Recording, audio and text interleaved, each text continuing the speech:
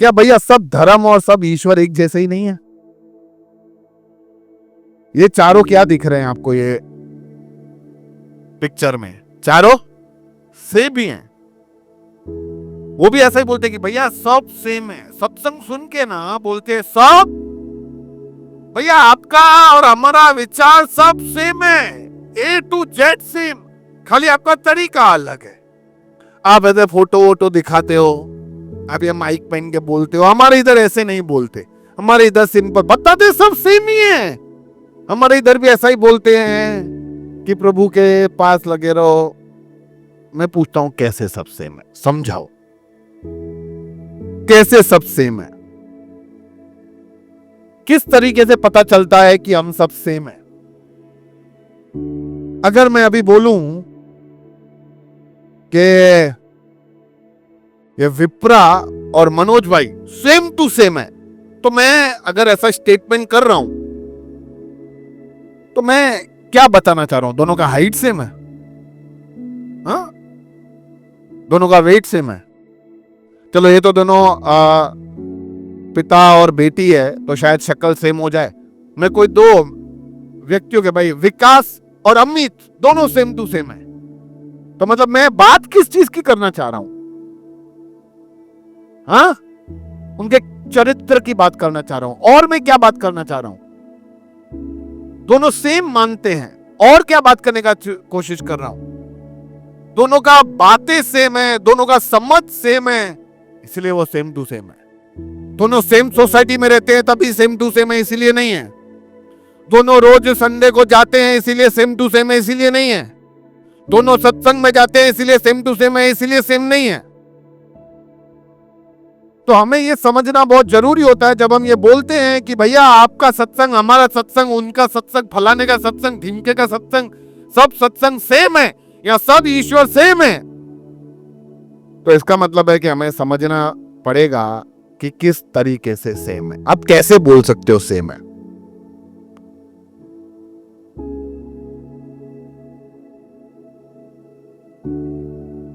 क्या ईश्वर के बारे में शिक्षा क्या देते हैं?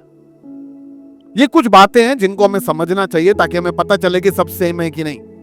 ईश्वर के बारे में क्या शिक्षा देते हैं? कुछ सत्संग में सिखाते हैं सब ईश्वर है, कुर्सी भी ईश्वर है, ये कैमरा भी ईश्वर है, घड़ियाल भी ईश्वर है, ये तारा वारा ग्रह भी ईश्वर है, ये हवा पानी भी ईश्वर है, ईश्वर भी ईश्वर है। बराबर कैटेगरी बना के रखा है, छोटा ईश्वर, बड़ा ईश्वर, सबसे बड़ा ईश्वर, ये चलाने वाले ईश्वर, ये छोटे ईश्वर, ये उनसे छोटे ईश्वर। ऐसा कोई ऐसा बोलता है, कोई भी बोलता है एक ही ईश्वर है, कोई बोलता है ईश्वर ही नहीं है। ईश्वर के बारे में शिक्षा जब अलग है तो सब सेम कैसे है? दूसरी बात हमें यह समझना चाहिए कि मृत्यु के बाद के जीवन के बारे में उनकी शिक्षा क्या है। कुछ लोग बोलते हैं सुठा सुठा कर्म करो, अच्छे कर्म करो तो अगले जन्म में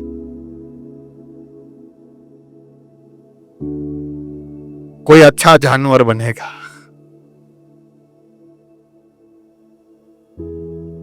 कुछ लोग बोलते हैं, जैसे हम सिखाते हैं, कोई जन्म ही नहीं है, ये ही एकमात्र जन्म है, इसके बाद न्याय होगा और फिर यहां तो प्रभु के साथ रहेंगे या प्रभु से अलग रहेंगे। कुछ सिखाते हैं जन्म पे जन्म होगा, कुछ बोलते हैं सब माया है, इधर तुम मरे तुम्हारा अस्तित्व खत्म। तो कैसे सब सेम है? समझाओ। सेम तब होता है जब सब सेम तरीके की बातें करें। आज पूछ लो यहां पे जो प्रभु में मानते हैं कितने ईश्वर है, बोलेंगे एक, तो हम बोलेंगे कि सब सेम है। उनकी सामान्य शिक्षाएं कैसी है? आप सत्संग में जाओ, सामान्य शिक्षाएं हैं, उनमें भी इतना सारा विरोधास्पद बातें हैं। सिखाते हैं देखो चोरी करना चाहिए, विप्र चोरी करना चाहिए नहीं, किसी को लूटना चाहिए नहीं, किसी को ठगना चाहिए नहीं। अच्छा, ये तीनों बातें सेम सिखाते हैं। फिर उनको पूछो कि उसने मेरे को लूटा है, अब मैंने उसको लूटा तो बराबर हुआ कि नहीं? बोला बराबर। सही है ना? लेकिन आप सच्चे खुदा से पूछोगे, बोलेगा भाई उसने अपना काम किया, तू मेरे हिसाब से कर। जो तुम्हें सताते हैं उनके लिए प्रार्थना करो, ऐसा शिक्षा कहां सिखाते हैं? जिससे तुम्हारा कोट उतार लिया उसको शर्ट भी दे दो, ऐसा कौन सिखाता है? जिसे एक गाल पे थप्पड़ मारा दूसरा गाल भी आगे फेर दो, ऐसा कौन शिक्षा सिखाएगा? बदला मत लो, बदला लेना मेरा काम है। ईश्वर ऐसा कहता है, तुम बदला मत लो, मैं देख लूंगा। ऐसा कौन सिखाएगा? हर परेशानी हर विपत्ति में टिके रहो, मैं तुम्हारे संग रहूंगा, ऐसा कौन सिखाएगा? सामान्य शिक्षाएं भी बहुत सारी अलग अलग है, फिर भी हम क्या बोलते हैं? सब सेम है। मकसद क्या है? सत्संग में जाने का मकसद क्या है? कितने लोग इधर सत्संग जाते हैं? बहुत सारे लोग सत्संग जाते थे। मकसद क्या है? मकसद क्या होता है? सत्संग में जाने का मकसद क्या है? कुछ लोग बोलते हैं कि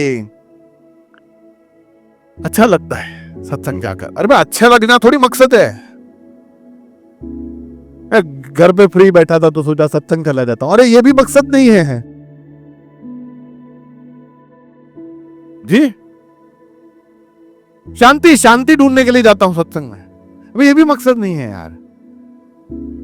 सत्संग शब्द में लिखा है सत्य का संग, इसीलिए सत्संग का मकसद होता है सत्य का जाके संग करने का, सच्चाई को हमारे जीवन में उतारने का, सत्य को पहनने का। इसलिए बहुत जरूरी है कि हमारा मकसद पता चले।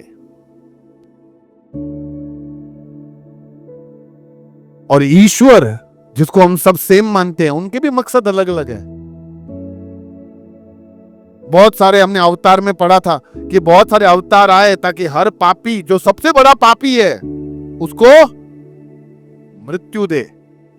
लेकिन यीशु मसीह आया ताकि हम सब पापियों को वो बचाए। एक जगह पापियों को मारे, एक जगह पापियों को बचाए। मकसद ही अलग है। पापियों को मारना है कि पापियों को बचाना है? पवित्रता, ये सबसे बड़ा गुण होता है हर एक ईश्वर का। क्या ये सब बातें जो कह रहा है, क्या वो खुद कर रहा है? आज हम कितने देखते हैं, ये फलाने बाबा को पकड़ ले गए, ये ऐसा, उसके बारे में बताते हैं। इसलिए मैं कहता हूं कि चिन्ह चमत्कार के ऊपर ज्यादा विश्वास नहीं करने का, उसके पीछे नहीं भागने का। भागने का वहां पे जहां पे हमारे चरित्र में बढ़ावा होता हो। इसीलिए बहुत जरूरी है ये सोचने का कि कौन से, जिसके ऊपर मैंने विश्वास किया है, उसका पवित्रताई का लेवल क्या है। जो मुझे सिखा रहा है कि झूठ मत बोलना, वो झूठ बोलता है? वो ईश्वर झूठ बोलता है? जिसने सिखाया कि सबको माफ करो, क्या वो ईश्वर ने माफ किया? वो खुद क्या एक उदाहरण बन के जी सका?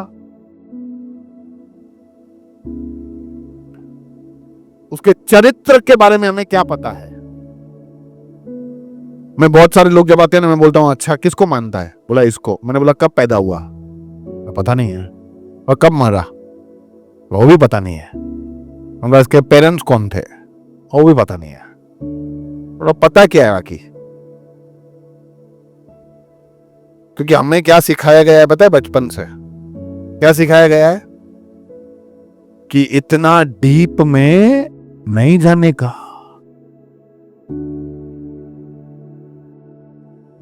एक आदमी को बताया गया था कि हमारे पड़ोस में रहते थे, उनको बताया गया था कि अब सोचो ना, ये स्टोरी मैं करीबन 10 साल तक विश्वास करता रहा। निर्मल है इधर?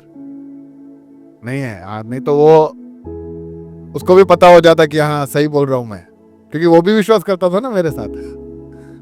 हमारे पड़ोस में एक घर था और उस घर में अलग अलग डिवीजन थे और लास्ट वाले जो एकदम लास्ट में एक भाई रहता था ना, उनके पास बहुत पैसा कम था।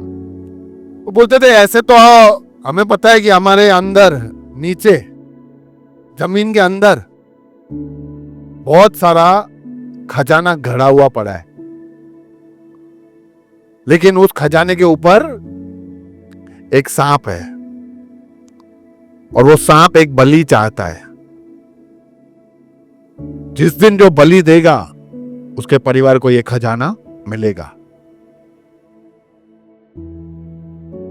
तो मैं भी फिर उनको सलाह देता था कि जो घर में काम का नहीं होगा बलि ले दो ना, खजाना तो मिल जाएगा। मेरे को भी समझ थी नहीं। अब देखो लोग मेरे वैसा समझाते थे तो हम भी सालों तक विश्वास करते रहे और ये स्टोरी हम सबको पता था, पर हम इतना बुद्धि नहीं चला पाए कि भाई जमीन के अंदर इतना सांप नहीं मर जाएगा, मिट्टी विट्टी ऊपर होगा तो वो मरेगा नहीं। पर नहीं विश्वास किया हमने। हम ऐसे बोले कि नहीं अंदर होगा। उन्होंने भी कभी खोदा नहीं। फिर क्या है, नया जमाना शुरू हुआ, नया ट्रेंड आया, थोड़ी लोगों की सोच समझ बदली। फिर उनको घर रिनोवेट करवाने थे और घर बनवाने थे, तो उन्होंने फिर खुद काम शुरू किया और गहरा खोदा। क्या गहराई में जाना बहुत जरूरी है, क्योंकि गहराई के अंदर सच्चाई होती है। फिर अंदर से सांप तो नहीं निकला और खजाना भी नहीं निकला, क्योंकि अंदर जाओगे ना तो सच्चाई पता चलेगी। बार से वो पुष्पक वाला पैकेट हो जाएगा। अंदर जाएंगे ना, अंदर गहराई में, तब पता चलता है यस, ये है सच्चाई, ये है वास्तविकता। बहुत सारे लोग हमें गहराई में जाने नहीं देते क्योंकि सत्य खुल जाएगा। आपको मेरे बारे में जानना है, आपको इधर से भैया बहुत अच्छे हैं दिखता होगा, लेकिन वास्तविकता में मैं कैसा हूं, आप मेरे साथ बैठोगे, मेरे साथ रहोगे, मेरे अंदर झांकोगे तो आपको पता चलेगा मैं कैसा हूं। वो आप जब बोलोगे वो एकदम सही बात होगा। आप समझे?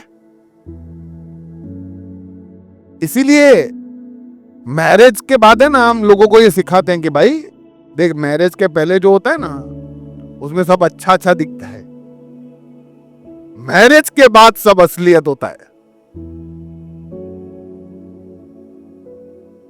फिर सब सच्चाई पता चल जाती है। हाय बब्बड़ियां सिनानी ना कंदुआ, ये मैरिज के बाद पता चलेगा, पहले नहीं। पहले तो तुम कितनी खुशबू आ रही है। तो यानी क्या मैं बताना क्या चाह रहा हूं, जस्ट जोक्स अपार्ट, गहराई में जाने का तो हमें सच्चाई के बारे में पता चले। किसी के बारे में भी, यीशु मसीह के बारे में जानना है, उस पर विश्वास करना है, उसकी गहराई में जाओ, देखो, जानो, परखो, सोचो, सीखो वो क्यों कह रहा है, उसको आके जरूरत क्या पड़ी ऐसे अपने आप को बलिदान करने की। और अंत में आपको पूछने का कि क्या मैं चाहता हूं, जैसे आज मैं चाहता हूं कि मेरे बच्चे हूबहू यीशु मसीह की तरह बने, यीशु मसीह की तरह जिए। भले यीशु मसीह की तरह उनको क्रूस पे भी चढ़ना पड़े तो मुझे कोई वांदा नहीं है, लेकिन उनका जिंदगी यीशु मसीह की तरह ही होना चाहिए। मैं इस बात के लिए तैयार हूं, क्योंकि मुझे पता है कि यीशु मसीह का जिंदगी कैसा था, वो सत्य था, वो सच्चाई था। तो हम जहां विश्वास करते हैं, क्या हम दावे के साथ ऐसा बोल सकते कि नहीं, मेरा बच्चा हूबहू फलाने की तरह बने, उसी की तरह जिए, उसी की तरह कपड़े पहने?